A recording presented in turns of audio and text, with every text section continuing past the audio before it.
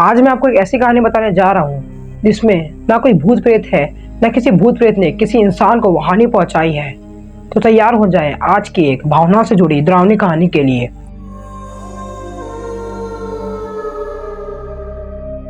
ये कहानी 12 साल पुरानी है। मैं बिहार के एक छोटे से गांव हसनपुर के एक अस्पताल में डॉक्टर था। अस्पताल में ज्यादा मरीज होने के कारण रात के 12 बज गए थे और मैं वहां से भागते भागते घर आया क्योंकि उन दिनों में बारिश हो रही थी। कपड़े गीले हो जाने के कारण मैं अपने कपड़े बदल ही रहा था कि अचानक से किसी की खटखटाने की आवाज आई। मैंने दरवाजा खोला और मैं सोचा कि इतनी रात को कौन होगा। जब मैंने दरवाजा खोला तो मैंने देखा कि एक लड़की भीगी हुई रोते हुए आ रही है और कह रही है कि मेरी माँ की तबीयत बहुत खराब है, प्लीज आप वहाँ चलिए वरना वो मर सकती है।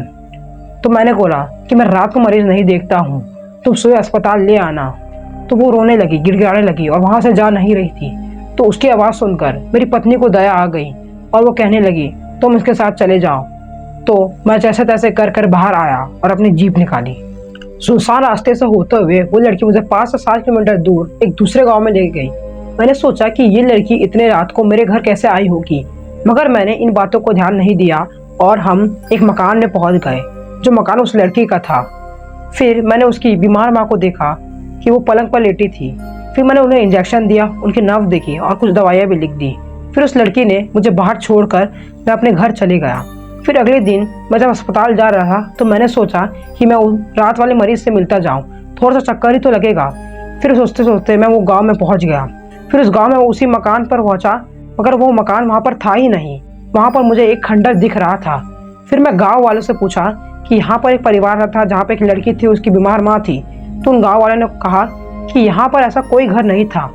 ये सुनकर मेरे रोंगटे खड़े हो गए। मैं सोचने लगा कि रात को जो मेरे साथ हुआ था वो क्या था। कि वहाँ के गाँव के लोगों ने मुझे बताया कि ये प्रेत लीला है जो हर 100 साल में किसी व्यक्ति के साथ होता है। ये तो एक गनीमत है कि आप जिंदा बच गए, वरना वो आत्मा आपको जिंदा नहीं छोड़ती।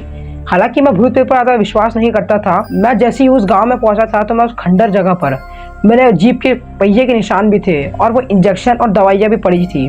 मैंने वो सारी बात अपने घर वालों को बताई और कुछ ही दिनों बाद मेरा एक दूसरे जगह पर ट्रांसफ़र हो गया।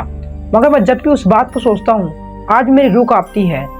तो गाइज, ये कहानी आपको कैसी लगती है? अगर ये कहानी आपको अच्छी लगती है तो प्लीज़ इस वीडियो को लाइक कर दो और चैनल को सब्सक्राइब कर दो। और आपके पास कोई अच्छी कहानी है तो प्लीज़ कमेंट में हमें बता दो, हम उस पर भी वीडियो बना देंगे। तो अब तक के लिए बाय बाय।